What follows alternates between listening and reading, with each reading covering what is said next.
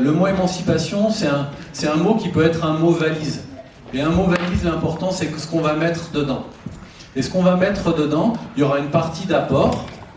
Je donnerai quelques éléments de définition pour lancer la discussion, mais il y aura aussi tout un ensemble de pratiques ou de votre compréhension de ce mot-là qui permettra que demain, vous puissiez l'incarner plus fort, l'employer plus souvent, et puis plus que employer le mot, ce qui est important, c'est d'employer ces démarches-là, parce que c'est des démarches qui libèrent, c'est des démarches qui permettent de vivre ensemble en fait, avec plus d'égalité, de faire vivre des formes de démocratie dans vos jardins et dans la société.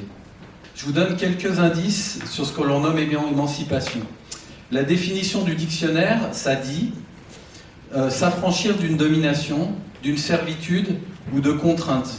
Ça vient de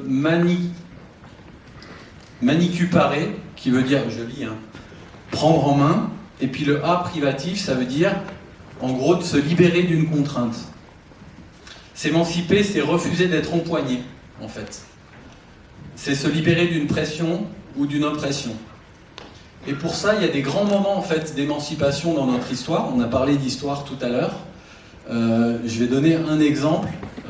C'est que par exemple, il y a un moment d'émancipation juridique pour les femmes, qui représente quand même plus de la moitié de notre humanité, avec un pas en avant en 1945 quand le droit de vote est accordé aux femmes dans notre pays.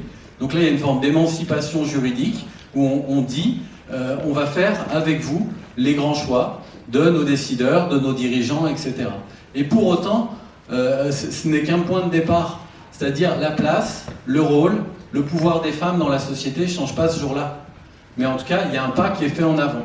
Et après, les pas suivants, ils dépendent en partie de ce que, je ne sais plus qui appelait le moteur, ou le désir de changement. C'est quelque chose qui est de l'ordre de l'affirmation. On affirme sa place, on affirme son importance, on affirme son égalité.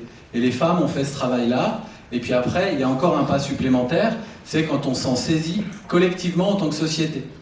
Quand on travaille sur notre destin commun en essayant de viser plus d'égalité. D'égalité sur les salaires, d'égalité dans la place, dans les plénières. Donc ce soir, il y aura une plénière 100% féminin, visiblement. Voilà, c'est juste quelques mots pour lancer le débat. Et après, on va se poser la question de qu'en est-il dans les jardins ? Où est-ce qu'on en est avec les jardiniers ? Comment est-ce qu'on partage le pouvoir entre nous ?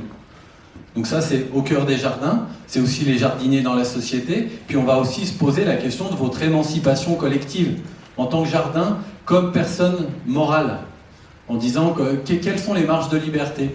Quand est-ce que vous vous sentez empoigné par exemple, des politiques publiques ou contraint par des financements ?